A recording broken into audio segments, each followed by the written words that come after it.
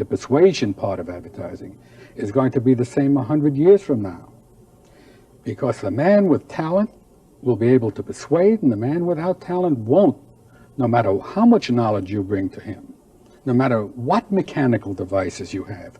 But I've got to tell you that those new inventions aren't going to create a great new idea. And I keep telling that to our people. That little thing, sitting by yourself and getting an idea, is far more important than all the technology in the world. All I want is the talent. And fortunately, being in the creative end of the business myself, I think I can spot the talent. But it's the talent that you cannot teach. I can teach advertising. And if you do things the way they were always done, you're not going to be very effective, because the essence of impact is saying things the way they were never said before. Undisciplined talent can be more destructive than the absence of talent, because you can go in the wrong direction with greater speed if you're very talented, and therefore reach the destructive shores faster.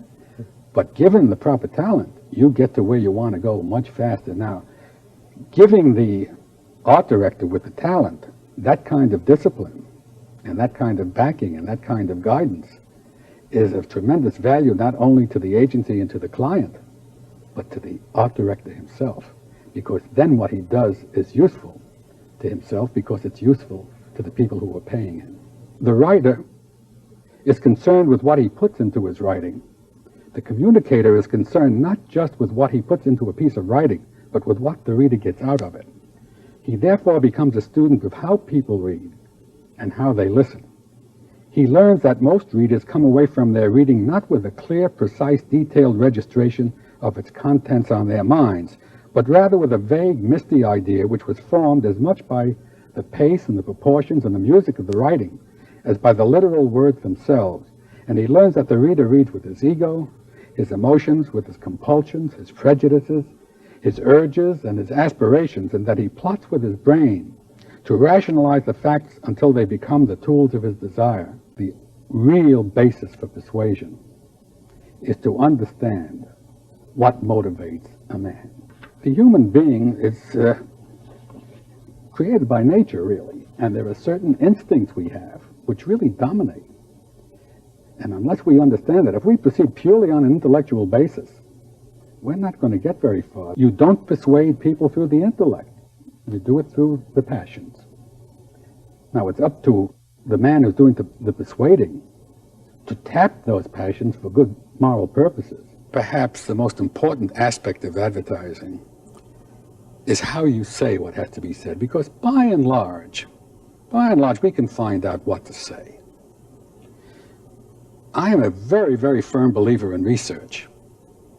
But you owe a responsibility to research. After research helps you find out what to say, you owe it to research to say it in a fresh and new way. The average person doesn't come to many decisions purely on an intellectual basis. He must be touched. He is confronted every day by appeals, by people trying to sell him things. And unless you reach him, this becomes a wall. He's just oblivious to most things because he's numb from the thousands of messages that are being shot at him. And the only way you're going to reach him is through some kind of personal thing that hits him personally. The mind is by and large used to fulfill what the instincts want. So unless you get down deep into those instincts and into their compulsions and into their aspirations, into their desire to be admired, which is another one, you're not by and large going to touch people, and you will never do that intellectually because you don't touch those instincts intellectually. I have seen campaign after campaign fail where it was the most irrefutable logic behind it.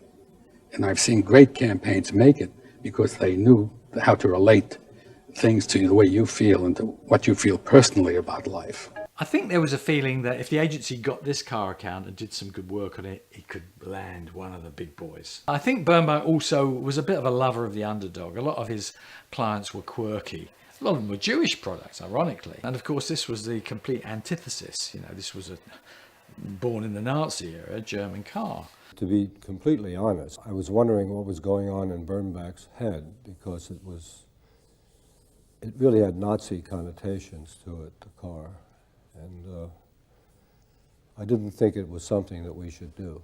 And then he said, not only do we have the account, but you're it, I think he said. And I said, me? Why me? What have I done? Oh, well, I felt that, that the car was so utterly preposterous that we had to Americanize it as quickly as possible and maybe get somebody like Dinah Shore to do a singing commercial like, you know, she was doing at the time. See the USA in your Chevrolet. And I thought we needed something really fast, quickly, like that. See the USA in your Chevrolet. America's asking you to call. Drive your Chevrolet through the USA. America's the greatest land of all. I mentioned it to Bernbach, and I didn't get the first base with that. We weren't doing that kind of advertising at Doyle, Dane, Bernbach at all. And anyway, no matter what the product was, we were doing what we thought was intelligent, don't underestimate the public type of advertising. I put together 3 of them, we needed them, and then I remember I went to St. Thomas with my wife, rather depressed about the whole thing. And I came back and people were talking about them. I mean, at parties, everywhere. They were talking about these Volkswagen ads. I guess I had another look at them. I didn't quite get it myself, because they were so simple that they were simplistic, I thought, but they weren't. Apparently they weren't. I don't think people realised quite how vulgar advertising had become at that time, which is why the work of Doyle Dane in New York was so revolutionary. I mean, no one had really realised that how awful it was before, and therefore how amazing a Doyle Dane ad, and particularly a Volkswagen ad, looked in a magazine that was filled with rubbish. And so you suddenly come across these beautifully pristine, simple, desperately simple ads, and they stuck out like a sore thumb, you know. We just took black and white photographs of the car, and with a minimum of retouching, no models except when we needed somebody to drive it or to push it. Like we said in one ad, if it runs out of gas, it's easy to push. So we had a man pushing it, and that's why he was there. So the directness of the photography, I suppose, was really remarkable. The cars were in limbo. There were no backgrounds at all, nothing but the car. And I did a lot of things to that car. I showed it very dirty. I showed damaged Volkswagens. When we were talking about the availability of spare parts, nobody had ever seen a dent in a car ad. At one time, we didn't show the car at all. We just showed the psych, which was just a blank white page, and said no point in showing the new Volkswagen. It still looks the same. And of course, that negative was a big fat positive. The great commercial that influenced, I think, every single commercial director was the Volkswagen snowplow commercial, which is so brilliant because it's desperately simple, and yet it's so fantastically, it explains how brilliant that particular car is. How does the man who drives the snowplow get to the snowplow? In fact, I think that he actually uses the word drive as a verb twice. Get would be slightly better. And then there's a sensational shot of the snowplow going across foreground, revealing the funny little Volkswagen in the background, which is how he got to the snowplow. I don't know that there's a more powerful commercial. Certainly there was never a more powerful commercial that was done before. I don't know there's ever been a more simple, powerful commercial that's been done since. And boy, did we try to copy it. The spark that ignited the creative revolution was struck by Bill Bernbach of the agency Doyle, Dane, Bernbach. You go into an American subway and watch people reading magazines and flipping through these pages at $50,000 a clip, and you begin to understand when I say that you are very practical if you have the artistry to stop people and make them look. No, we know that you don't wear a hat November 22nd, he woke up in Fort Worth, and he had this luncheon at the Fort Worth Chamber of Commerce where he was presented this Shady Oaks cowboy hat, which was their big tradition. They couldn't let you leave Fort Worth without providing you with some protection against the rain. And 2,000 Texans there howl for him to put it on.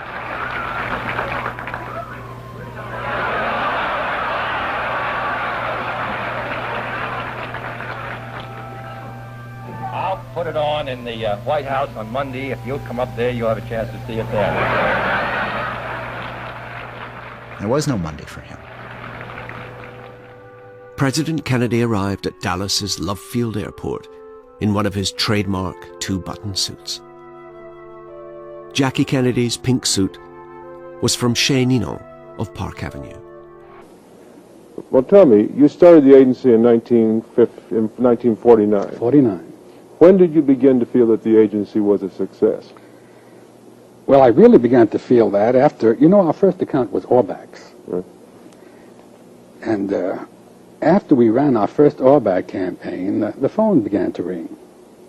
And I have learned that what you think is going to happen doesn't matter too much. It's what happens that counts.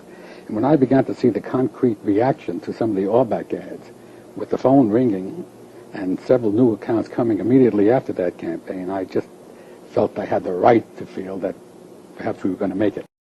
What qualities do you look for in creative people?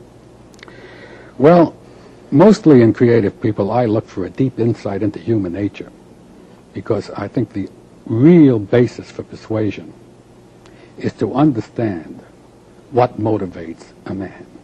As a matter of fact, John, I recently delivered a lecture in one of the universities, and I had put down some words about that very subject. I wonder if I could just read them to you. What I had said was that the writer is concerned with what he puts into his writing. The communicator is concerned not just with what he puts into a piece of writing, but with what the reader gets out of it. He therefore becomes a student of how people read and how they listen. He learns that most readers come away from their reading not with a clear, precise, detailed registration of its contents on their minds, but rather with a vague, misty idea which was formed as much by the pace and the proportions and the music of the writing as by the literal words themselves.